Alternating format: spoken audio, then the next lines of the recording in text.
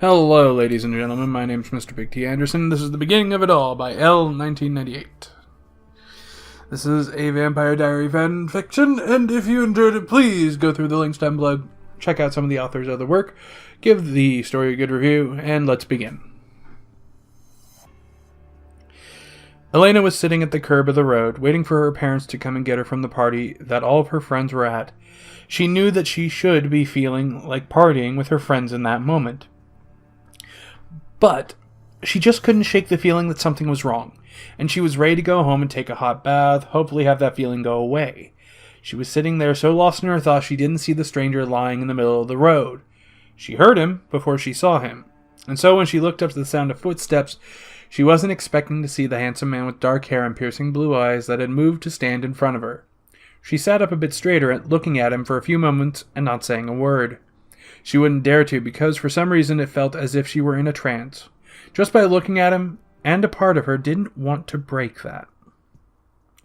She did eventually, though, and when she began to speak, she could tell that he looked to have been in the same trance as she had been in. Sorry, I didn't see that you were here, or I would have went somewhere else. I didn't mean to bug you or intrude or anything. You know what, I'll just go. She said nervously, laughing softly under her breath before standing from where she had been and beginning to move away and back towards the party when he grabbed her hand and pulled her back in the spot that she had been in. No, don't go. His eyes finding hers in the light of the moon and keeping them there as he studied her intently.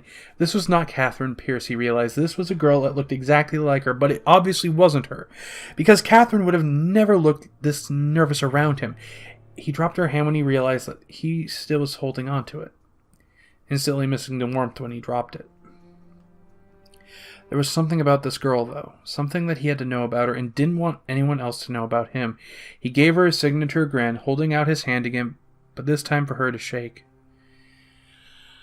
I'm Damon Salvatore, and you are? He asked her intently, wanting to know her name. Really, he wanted to know everything about her, but her name was definitely a good start. Elena raised a brow when he looked at her, as if he were seeing a ghost, someone from his past that he hadn't seen in a long time. After a moment or so, though, when he dropped the look of shock, she couldn't tell at all what he was thinking. He was a closed book to her, when moments before she felt as if she could see everything. When he dropped her hand, she frowned a little. Not sure why, but realizing that she liked the feeling of his hand on hers, it was a fleeting thought, though. He was already holding his hand out to her again and telling her his name. Damon, she said softly, his name falling from her lips so easily that it felt as if it was supposed to be leaving her lips, like it was natural.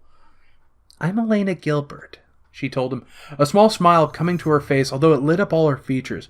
What brings you out here in the middle of the night? I thought only teenagers and serial killers came out into the woods at night, she said jokingly, although she didn't even think about it, if he could actually kill her or not. Of course, it was always a possibility, but she didn't think that, with the way he was looking at her, that he could kill her.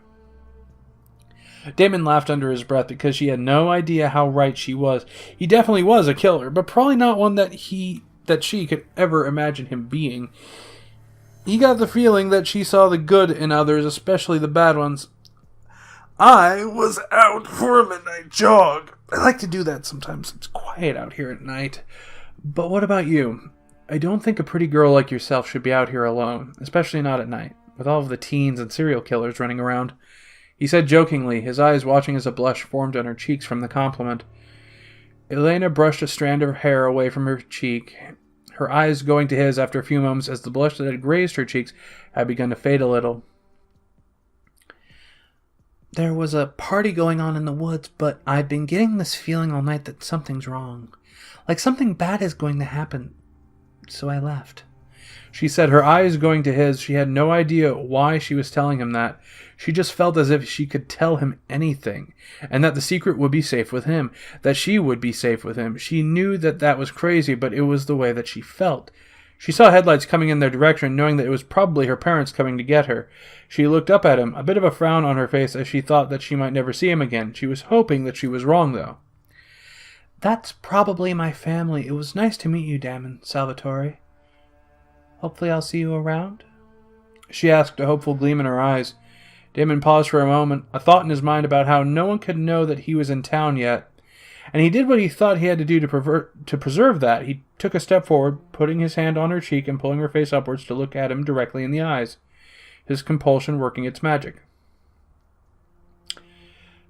No one can know that I'm in town yet, Elena, so you're going to forget about this encounter. But know that I will be finding you, and when I do, I will make you mine. He said to her, a promise in his eyes as he leaned down and pressed a small kiss to her lips, and then the vamp sped away. Elena had no idea how she had gotten there.